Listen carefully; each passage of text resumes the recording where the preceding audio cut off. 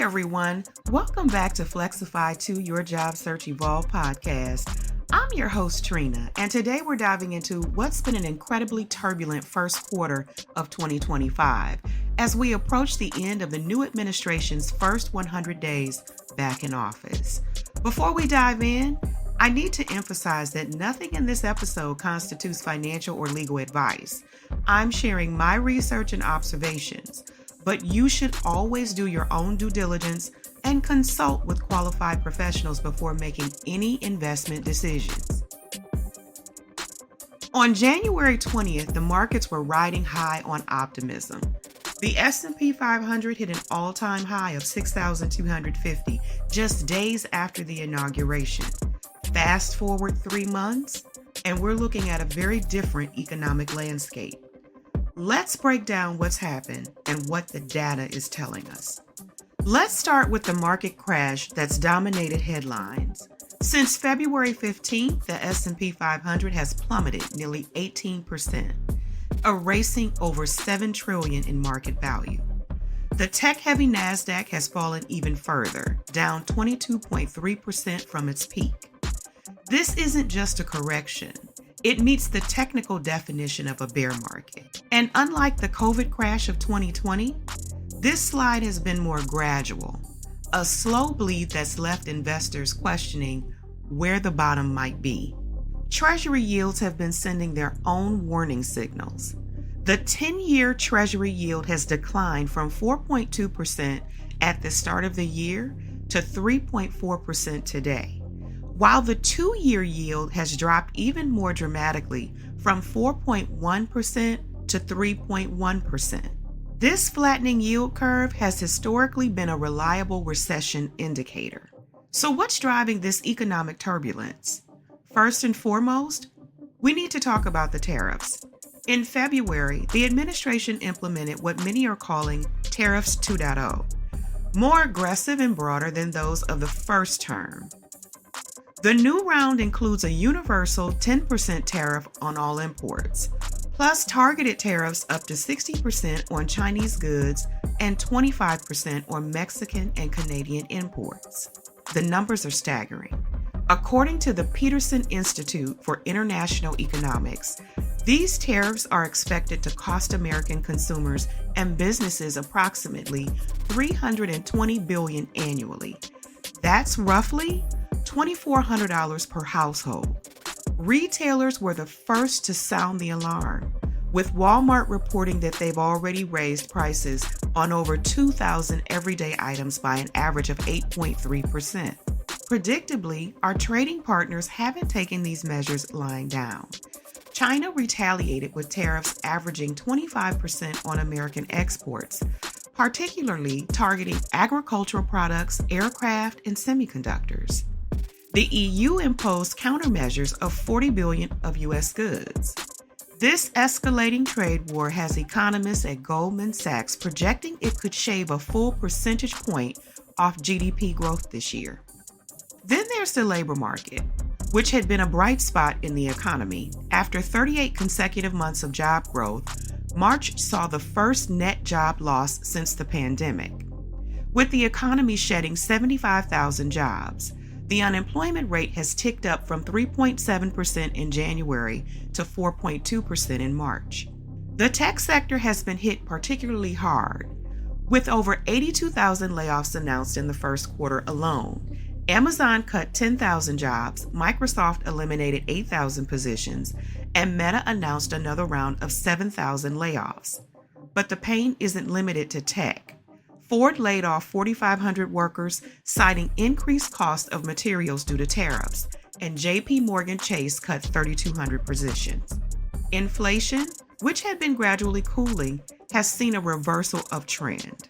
After reaching a low of 2.9% in December, CPI has climbed back to 3.5% in March. According to the Bureau of Labor Statistics, the increase was driven primarily by rising import prices as a direct result of these new tariffs. Food prices increased 4.2% year over year, while apparel jumped 5.7%. This puts the Fed in a challenging position. cutting rates to support growth while inflation remains above target. It's a precarious balancing act that has drawn criticism from economists across the political spectrum. Consumer sentiment has responded accordingly. The University of Michigan Consumer Sentiment Index has fallen from 79 in January to 63.4 in April, a 20% decline. Retail sales have contracted for 2 consecutive months, down 0.8% in February and 1.2% in March. Target CEO recently described consumer behavior as increasingly cautious and deliberate, while McDonald's reported their first quarterly same-store sales decline in 4 years. Now, I want to talk about something that's flying under the radar of most mainstream financial coverage, but could be reshaping the lending landscape as we speak. The explosive growth of private credit markets and the emerging phenomena of tokenization. Private credit has ballooned to an estimated $1.5 trillion globally as of March 2025, according to Preqin data. That's a 25% increase just from a year ago. As traditional banks have pulled back from certain lending activities due to regulatory pressures and risk concerns, private credit funds have rushed in to fill the void, offering direct loans to mid-sized businesses at premium rates. What's particularly interesting is that nearly 65% of these private loans are being originated outside the purview of traditional banking regulation. The largest players, Blackstone, Apollo, KKR, and Aris, collectively manage over $700 billion in private credit assets, effectively operating as shadow banks without the same capital requirements or stress tests. And here's where it gets really fascinating. Tokenization is accelerating this trend at a pace that Wall Street's old guard is struggling to comprehend. In the past 6 months alone, over $43 billion worth of private credit has been tokenized and traded on blockchain platforms, creating an entirely new secondary market for these previously illiquid assets. Platforms like Avalanche and Polygon are now hosting tokenized tranches of private debt that can be bought and sold 24/7, with smart contracts automatically distributing interest payments to token holders. According to blockchain analytics from Chain Analysis, daily trading volume of tokenized credit assets has surged from 150 million in January to over 1.2 billion by the end of March. The implications are profound. A recent survey by Bernstein Research found that 72% of traditional investment bank executives admitted they don't fully understand the mechanics of tokenized credit markets. The Securities and Exchange Commission has taken notice, with Chair Gary Gensler announcing a new task force to examine these markets. But regulation is lagging well behind innovation, creating what some have called a regulatory vacuum, where new forms of financial engineering are flourishing. As we approach the end of the new administration's first 100 days in office on April 30th, the economic promises of the campaign trail have collided with economic realities. The administration promised 4% annual GDP growth, but the Atlanta Fed's GDP Now model is currently tracking Q1 growth at just 1.2%. So where do we go from here? The administration has indicated it's standing firm on tariffs while considering a second round of tax cuts to stimulate growth. Meanwhile, the Fed has signaled it's prepared to cut rates further if economic conditions continue to deteriorate.